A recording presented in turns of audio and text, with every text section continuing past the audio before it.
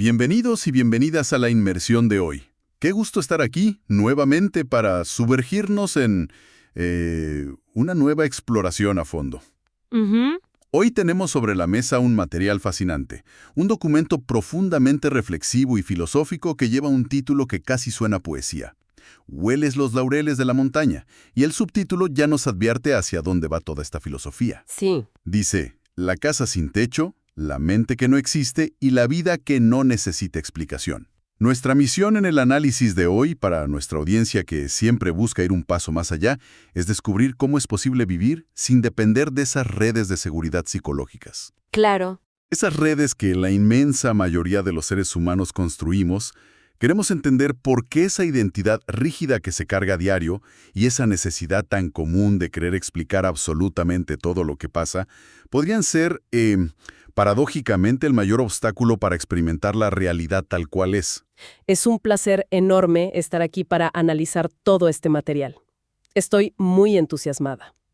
Y creo que para establecer el tono de nuestra sesión debemos enmarcar el concepto central que se plantea desde el mismísimo primer párrafo. Ajá. Se nos presenta la idea de una existencia que se asemeja a una casa muy particular. Una casa sin pilares, sin doctrinas que la sostengan, e incluso sin un techo. Sin techo. Exacto. Una casa completamente expuesta al viento y a la lluvia, pero que aún así permanece intocable y firme. Esto desafía radicalmente la forma habitual de entender la mente humana, porque existe un condicionamiento profundo que hace creer a la gente que se necesitan estructuras rígidas, creencias inamovibles. Propósitos definidos. Sí, propósitos extremadamente definidos para no colapsar ante el mundo. La propuesta aquí es considerar que lo real, la esencia de la vida, simplemente no necesita de ese soporte simbólico para sostenerse. Ok, vamos a desempacar esto. Porque la imagen de la casa sin pilares suena poética, pero va en contra de absolutamente todo lo que la sociedad enseña desde la infancia. Totalmente en contra. Esta filosofía expone que el personaje, o sea, nuestro ego o la identidad cotidiana, vive buscando apoyo de manera constante y casi desesperada. Ujú. La gente busca una creencia firme, una figura de autoridad, un líder político o espiritual, o una doctrina rígida, o hasta una promesa de salvación en un futuro lejano. Un salvavidas constante. Pareciera que la mente común simplemente no tolera el vacío y necesita constantemente muletas para caminar por la vida. Pero siendo realistas, uno se pregunta si no es natural buscar algo de seguridad. Claro, es lo que cualquiera pensaría. Tener una brújula o una creencia parece a simple vista algo sumamente útil para no perderse. Esa es la trampa perfecta. Y es muy comprensible que parezca útil, pero la raíz de esa búsqueda es lo que resulta revelador. Se necesitan apoyos externos porque internamente la estructura del ego es inestable por naturaleza. Inestable. Sí, esa identidad que la gente defiende con tanta fiereza está construida en realidad de pura memoria, de miedos, de traumas pasados y de repetición constante. Es literalmente un castillo de naipes. ¡Wow! Al ser tan frágil, siente que debe sostenerse agarrándose a ideas, a personas o a un sentido de pertenencia a un grupo. Y aquí el texto introduce un término brillante: el ventríloco. El ventríloco. Ajá. Esa voz interna del ego, el ventríloco, disfraza esta dependencia y le pone nombres muy nobles y socialmente aceptables. Claro, como justificaciones. Exactamente. A esa muleta la llama fe, la llama orientación o tener un propósito superior. Pero en el fondo, si uno rasca un poco la superficie, sigue siendo un miedo profundo a la intemperie. La verdadera estabilidad no viene de encontrar una idea de hormigón armado a la cual aferrarse, sino de dejar de buscar solidez donde simplemente no la hay. Es decir, que el ventríloco nos vende el miedo empaquetado como si fuera una virtud. Tal cual. Esa es una perspectiva bastante incómoda de digerir. Y hablando de solidez y de ilusiones, hay una analogía en estas notas que rescata una imagen visual muy clara sobre lo que llamamos la mente. Se propone que la mente, entendida como una sustancia sólida, un cofre donde guardamos quiénes somos, sencillamente no existe. Y usan el ejemplo de las aspas de un ventilador. Es un ejemplo buenísimo. Cuando un ventilador está apagado, se ven las aspas separadas por mucho espacio vacío. Sí. Pero cuando gira a toda velocidad, crea la ilusión óptica de un disco sólido, continuo e impenetrable. Según esta visión, los pensamientos son como esas aspas. Se suceden tan rápido uno detrás de otro que crean la ilusión de que hay una entidad sólida llamada mente. Y por extensión, un yo permanente que es el dueño absoluto de esa mente. Lo fascinante aquí es que si uno se detiene a observar directamente la propia experiencia, y esto es un experimento que cualquiera puede hacer en silencio, no se encuentra ninguna mente sólida. Nada. Nada sólido. ¿Qué es lo que realmente hay cuando se observa hacia adentro? Solo hay un flujo constante. Aparece un pensamiento sobre el pasado y luego es sustituido por una preocupación sobre el futuro, sube una emoción, entra el recuerdo de una canción, cae una imagen mental aleatoria. Es puro movimiento discontinuo. No hay un centro. No hay un centro rígido, no hay un director de orquesta concreto. Y esto es revolucionario porque destruye de un plumazo una inmensa parte de lo que habitualmente se llama la búsqueda espiritual o el desarrollo personal. Pero, a ver, pongámonos en el papel del abogado del diablo un momento. Adelante. Entiendo la metáfora del ventilador. Entiendo que si miramos de cerca, la mente no es un bloque sólido. Pero, si la mente no es sólida y ese yo es solo una ilusión de aspas girando, ¿quién es el que se levanta a las 7 de la mañana para ir a trabajar? Claro, la pregunta práctica. ¿Quién es el que toma la decisión de pagar la hipoteca a fin de mes o de llevar a los niños a la escuela? Pareciera que sí necesitamos cierta solidez ilusoria, por más falsa que sea, para funcionar en la sociedad. Esa es la pregunta fundamental que siempre surge al rozar estos temas. Y la respuesta radica en diferenciar la función operativa de la identidad psicológica. El organismo necesita memoria para saber dónde vive. Lógico. Necesita capacidad de cálculo para pagar la hipoteca. Necesita planificación para ir al trabajo. Todo eso es la función natural y práctica del cerebro. Ok. El problema, y donde aparece el sufrimiento, es cuando a esa función práctica se le añade un sentido de identidad psicológica pesada. Pagar la hipoteca es una acción. Decir soy un fracasado porque me cuesta pagar la hipoteca y mi vida no tiene sentido, eso es el disco sólido ilusorio del ventilador. Ah, es el drama añadido. Es el ventríloco creando drama donde solo hay un evento práctico. Gran parte de la angustia humana proviene del intento de perfeccionar esa ficción psicológica. Se quiere pulir el disco sólido, hacerlo más iluminado, más exitoso, más espiritual, sin darse cuenta de que solo son aspas girando en el vacío. Claro, intentar perfeccionar una ilusión es como intentar peinar a un fantasma. Es una batalla perdida desde el inicio. Exactamente. Y esa diferencia entre el evento práctico y el drama psicológico conecta perfectamente con cómo se reacciona al entorno, a lo que podríamos llamar el clima de la vida. Se señala cómo existe una tendencia generalizada a asumir el clima emocional o circunstancial como una identidad propia. Si ocurre un fracaso en un proyecto, la respuesta común no es decir, hubo un fallo en este negocio. No. La narrativa interna dice, yo he fallado, soy una decepción. Se lo toman personal. Si se experimenta una pérdida, la historia se convierte en, estoy roto para siempre. Todo lo que sucede en el exterior se convierte en una etiqueta permanente pegada en la frente. Para desarmar esta trampa de la identificación constante, el texto introduce una distinción hermosa y muy útil entre la superficie y lo que se denomina el fondo. Y aquí hay una frase que merece ser enmarcada mentalmente. La lluvia moja la manga, no el cielo. La lluvia moja la manga, no el cielo. Es una metáfora profundamente liberadora. El cuerpo físico envejece y se enferma, por supuesto. Las circunstancias económicas golpean. Las relaciones a veces terminan en conflicto. Todo eso es indudablemente real y ocurre.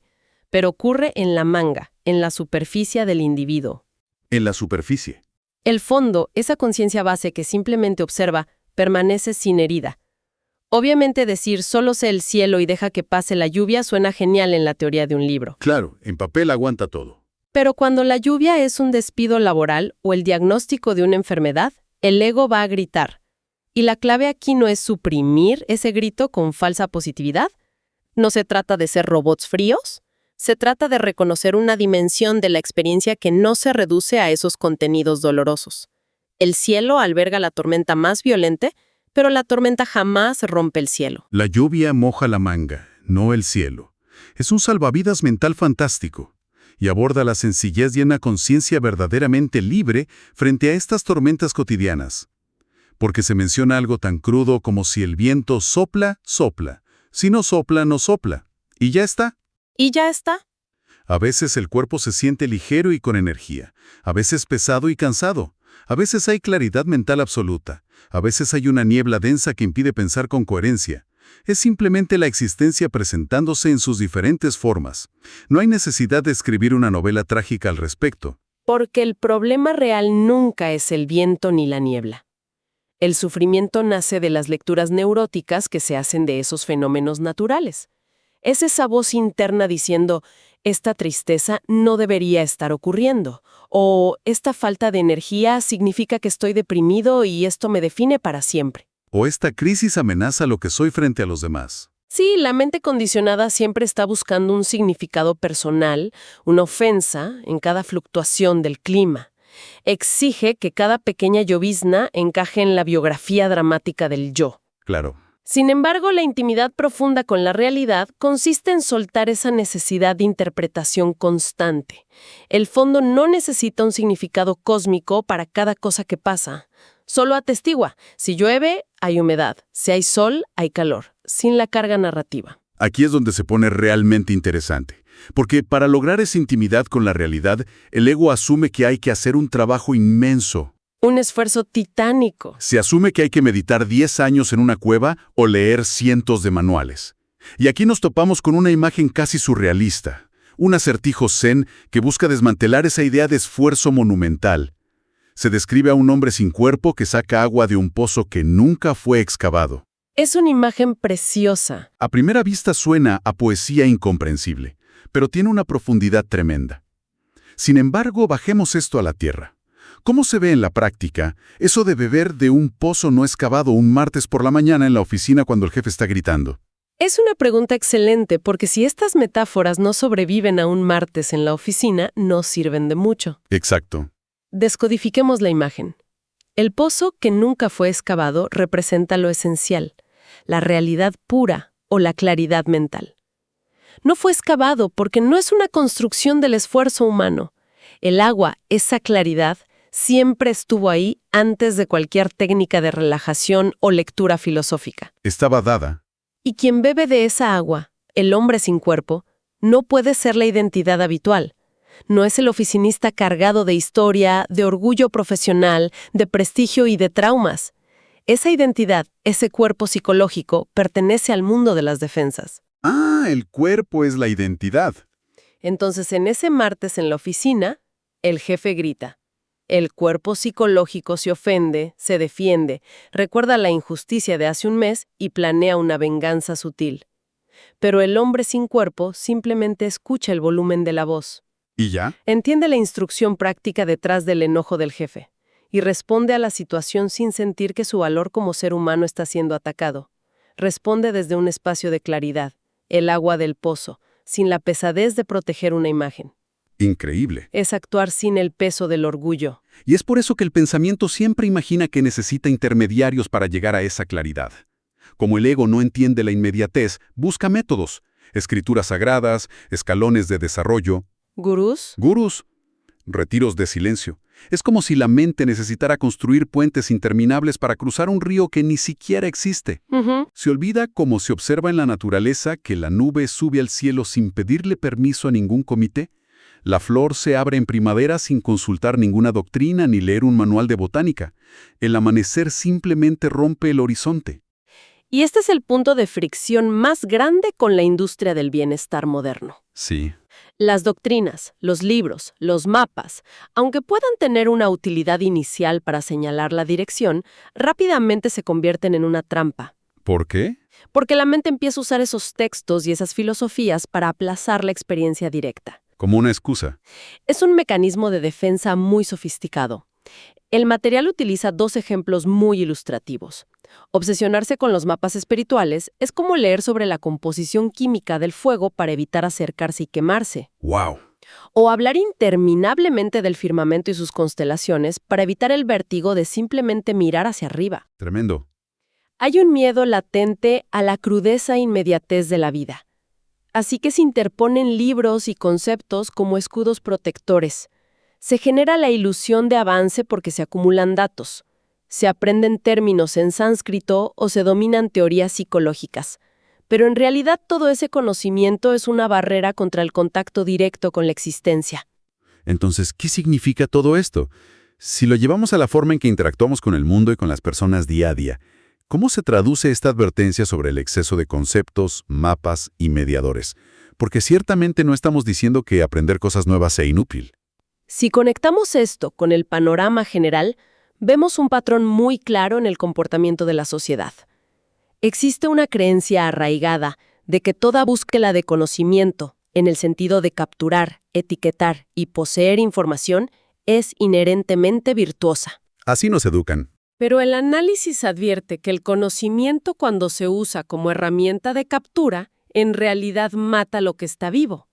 Si se disecciona una flor en un laboratorio para entender perfectamente todas sus partes, se destruye la flor en el proceso. Claro. Al analizar el amor hasta reducirlo a un simple conjunto de reacciones químicas en el cerebro o dinámicas de apego psicológico, se mata la magia de la experiencia del amor. Se pierde el encanto. El conocimiento útil y práctico tiene su lugar indispensable. La ciencia y la técnica salvan vidas. Pero la obsesión psicológica por saberlo todo, por reducir la vida entera a un concepto manejable y predecible, nace puramente de un impulso de control. Control. El ego quiere conocer para dominar, para no ser sorprendido, para ponerse por encima del misterio. Y la existencia no pide ser conocida como quien conoce un manual de instrucciones, pide ser vivida. Esa necesidad obsesiva de control es justamente la que enciende lo que se llama la maquinaria infinita de las preguntas. Y es un ciclo verdaderamente agotador para cualquiera que lo observe en sí mismo. ¿Agotador? La mente se enfrenta a un misterio, a una paradoja de la vida. Dice, no entiendo. Y en lugar de quedarse tranquila habitando ese no entender, se propone resolverlo a toda costa. Entonces fabrica teorías, se enreda en debates interminables a las 3 de la mañana. Nos ha pasado. Se llena de ansiedad y al final del día vuelve al mismo punto de partida. Y lo peor del caso es que cada supuesta respuesta que se encuentra en ese estado mental genera automáticamente 10 preguntas nuevas. Es un motor de combustión que no se detiene nunca. Porque el ventríloco necesita que la rueda siga girando para sentirse indispensable, para sentir que está a cargo de la situación. Y resulta muy revelador observar hacia dónde dirige el ventríloco esas preguntas. Se hace un contraste magistral entre las grandes interrogantes del intelecto y la aparente vulgaridad del presente. Vulgaridad entre comillas. Sí, la mente condicionada siempre quiere ir a lo grandilocuente. Se pregunta por el origen de Dios, por el destino final del alma, por la estructura última del cosmos, por el propósito universal de la humanidad. Preguntas pesadas. Y desde afuera, esto denota una gran profundidad intelectual y espiritual. Pero si se observa con cuidado, el ego se refugia en estas preguntas infinitas y majestuosas precisamente porque le cuesta horrores soportar la simpleza de lo inmediato. Le aburre. Prefiere perderse en el infinito abstracto porque allí puede seguir especulando, debatiendo y, lo más importante, escapando de la realidad presente y palpable que a menudo le resulta aburrida o dolorosa. Es que lo inmediato no da espectáculo. Carece de glamour, por así decirlo. El contraste se aterriza de una manera genial al comparar toda esa cosmología sofisticada con el simple acto de desayunar. Desayunar. Desayunar conscientemente. Sentir el calor y el sabor del café en la garganta. Caminar sintiendo el peso del cuerpo sobre el suelo. Escuchar el canto de un pájaro en la ventana sin preguntarse de qué especie es. Exacto. Todo eso no suena a iluminación espiritual. Pero paradójicamente el cuerpo sentado desayunando en total presencia es infinitamente más real que cualquier especulación sobre qué pasará en otra dimensión. El sonido de ese pájaro cantando contiene más verdad viva que 100 bibliotecas llenas de tratados filosóficos. No hay que entender cómo funciona la atmósfera ni la presión del aire para que el cielo exista y se pueda disfrutar de él. Totalmente cierto. La vida ya está ocurriendo en su plenitud, milisegundos antes de que llegue la mente, con su intento de explicarla. Es un golpe directo al intelecto arrogante que todos llevamos dentro. Lo que se intenta transmitir es que la comprensión esencial de la vida no es ni será nunca una función intelectual. Nunca. No se trata de armar el rompecabezas conceptual perfecto para por fin descansar. Se trata de una forma de presencia radical. Nada tiene que ser comprendido intelectualmente para ser vivido con profundidad. Absolutamente. Cuando alguien logra liberarse temporalmente de la carga pesada de tener que entender, juzgar y explicar cada detalle de su día, lo que queda es una intimidad asombrosa con el momento presente. Es habitar la inmediatez sin ponerle el filtro de las palabras. Llegando a la recta final de nuestra exploración a fondo de hoy, creo que es el momento perfecto para recapitular de manera sencilla las pepitas de oro que han surgido de esta charla. Me parece perfecto. Vimos que la verdadera estabilidad se parece más a una casa sin techo ni columnas, una que no necesita protegerse del mundo con creencias rígidas. Comprendimos que el fondo, esa conciencia base, no se altera con la lluvia de las circunstancias externas. La tormenta pasa por la superficie sin destruir el centro. Exploramos cómo esa solidez que llamamos yo es una ilusión óptica, como las aspas de un ventilador a toda velocidad. Y que no hace falta intentar perfeccionar esa ficción. Y sobre todo, queda claro que diseccionar la vida buscando controlarla solo logra matarla. Porque la existencia pide ser habitada en su inmediatez, desde el simple acto de tomar café hasta escuchar el viento. Esto plantea una pregunta importante, y me gustaría dejar a quienes nos escuchan con una reflexión final, algo que va más allá de lo que hemos comentado hasta ahora. Si se asume que la mayor parte del tiempo se vive narrando, juzgando y explicando cada evento para alimentar esa historia del yo, ¿qué pasaría con la memoria y con la propia identidad si hoy se decidiera dejar de traducir la experiencia a palabras? Es una locura pensarlo.